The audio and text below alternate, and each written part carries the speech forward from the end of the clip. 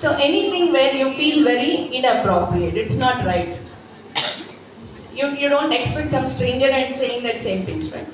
In the lift when you are standing, somebody puts their hand, it's a crowded lift. All they have to say is, can you press a button of whichever floor they want to go. But they want to put their hand in and then do it. Inappropriate, right? All this, we have short videos also today, we don't have it here. Yeah, just go back to that slide.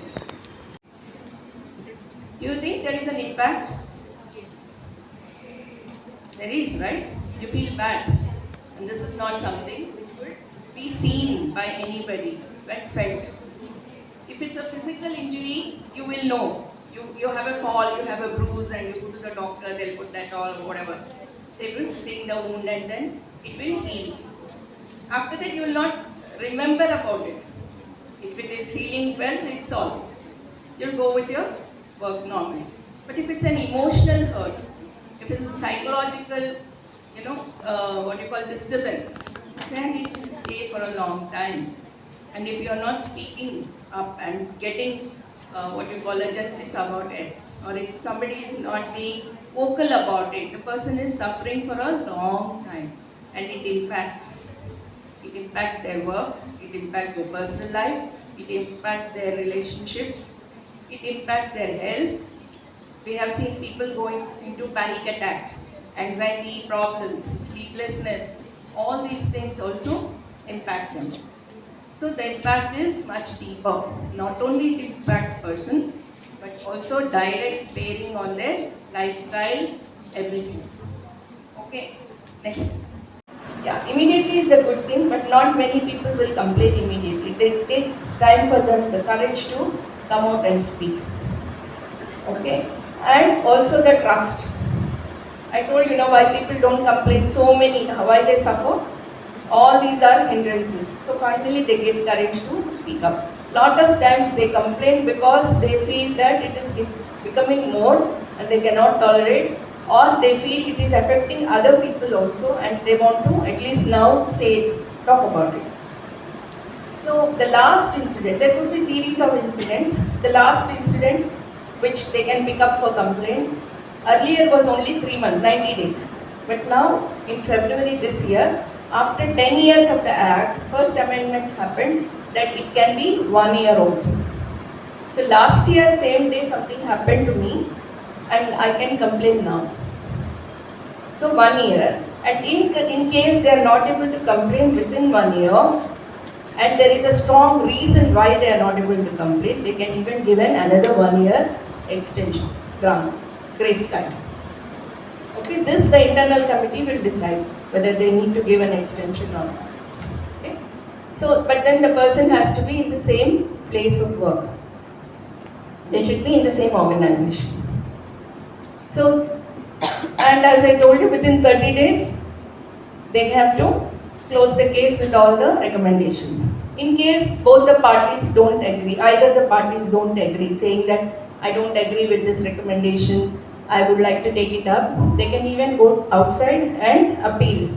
There is an appellate authority in the government, they can appeal and get justice. Okay? This is about the process. Yeah, so timelines I have already covered. Just like a civil court, they will do depositions, they will write, witnesses are called and witnesses are asked to talk about what they have seen or not all times there are witnesses. There are times there is no evidence, no witness. That doesn't mean the case is closed. We look at the circumstantial evidences. We talk to people around and get the information. Okay? Next one. Okay, workplace behaviors. Here you can also connect with your educational institution, which are not sexual harassment.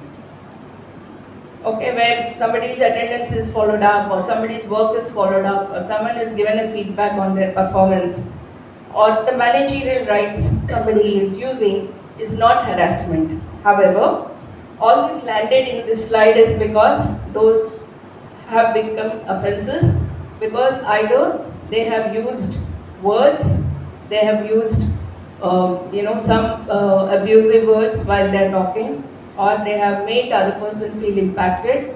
That's when this these instances have come as complaints. They have been redressed. Otherwise, they are not complaints. You in return you return it with a sexual favor. I ask you for a sexual favor if you want something from me. It could be anything. It could be a promotion. It could be going on site. It could be, just like, getting into certain associations. So that is quid pro quo. We see whether there is a quid pro quo situation. Next is alienation or hostility, creating a hostility around the person who has denied. If somebody is found with a small bottle of wine or whiskey or beer, they'll be put behind bars. No questioning. Prohibition. Then redressal. Redressal is to take the complaint and investigate that. So all that comes under this Act of 2030. As I told you about Vishaka guidelines which got adapted, and in that the definitions are very clearly stated. What does it say? The Act is to provide protection against sexual harassment, prevention and prohibition by law, then redressal of complaints of sexual harassment within that institute itself. They need not go to police station, they need not go to court. Complaints will be heard here and redressed here. Okay, there is a mechanism for that. And also stern action against whom? Employer, if they are not providing the safe and secure